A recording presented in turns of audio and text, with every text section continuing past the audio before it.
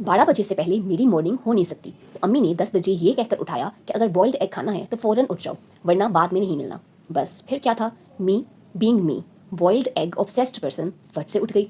आज फ्राइडे था, तो नाश्ता करने के बाद मेरा कुछ अच्छा करने का दिल चाहा। मेरी अम्मी कहती हैं तुम पढ़ लो, हमारे लिए यही अच्छा और काफ़ी है। पढ़ाई के नाम पर मुझे वैसे ही मिर्गी के दौरे पड़ जाते हैं, लेकिन फिर भी बड़ी हिम्मत करके अपना लैपटॉप ऑन किया। साथ ही उमर नामी मखलूक हमारे घर टपक पड़ी। अब इस मखलूक के होते आने के लैपटॉप पर बेबी शार्क लग सकता है, 5 लिटिल मंकीज लग सकता है, लेकिन आने की पढ़ाई थोड़ी हो सकती है।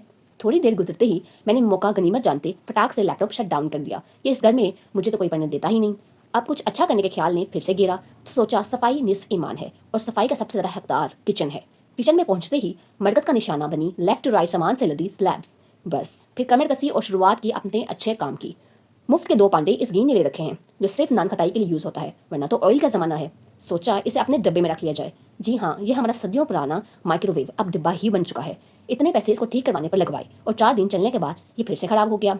नया माइक्रोवेव ले लो, ये मशवरा मुझ जैसा जॉबलेस पर्सन देने की पोजीशन में कहाँ है। खैर, जब इसे खोला तो ये भी नाकाम का ना काज का एवं ही मुफ्त में गंदा हुआ पड़ा था। अच्छा, इसे बाद में साफ करते हैं, पहले अपना बाकी काम करते हैं।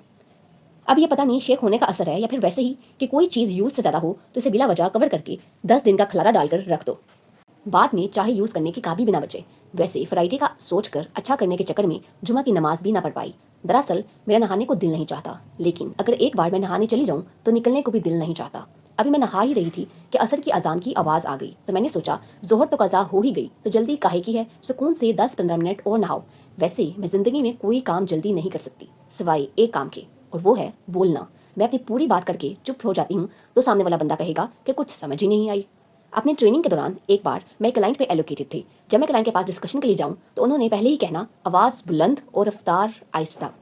मैं दिल में सोचूं आवाज़ अगर मैं बुलंद कर लूँ तो सिर्फ आप नहीं, आस पड़ोस में 10 और ऑफिस भी सुनेंगे, लेकिन रफ्तार आहिस्ता मेरे बस में ही नहीं। एक बार मेरी मुमानी हमारे घर आई थी, हम बहनें अपनी बातें कर रही थीं और साथ हमें हंसी के दौरे पर रहे थे। जब मुझे और मेरी एक बहन को हंसी का दौरा पड़ जाए तो फिर हंसी वैसे भी ज़्यादा होती है और बात कम। खैर, जब हम अपनी बातें करके चुप हुए तो मुमानी कहती हैं तुम लोगों को देख कर मज़ा बड़ा आया, लेकिन समझ कख नहीं आई। उस वक्त तो बड़ी बेइज्जती सी फील हुई, मगर बाद में अपनी बहन को कहा कि ये सही नहीं कि अगर कभी हमें कोड वर्ड्स में बात करने की ज़रूरत पेश आई तो हम आम भाषा में भी खुलकर बात कर सकते हैं, क्योंकि दूसरों के लिए तो वही कोड वर्ड्स होंगे। जब मैं थोड़ी मसरूफ़ होती हूँ तो मुझे खाना पीना भूल जाता है। अब इसे देखकर मुझे भूख का एहसास हुआ। वैसे चने बादाम खाने की तो तौफीक होती नहीं, चलो पाउडर फॉर्म में ही सही। वैसे ये काफ़ी टेस्टी है। बाद में पता चला इसमें और भी बहुत चीज़ें एडिड हैं। ये मेरी फूफो की रेसिपी है, मैं फिर कभी उनसे इसकी रेसिपी ज़रूर पूछूंगी।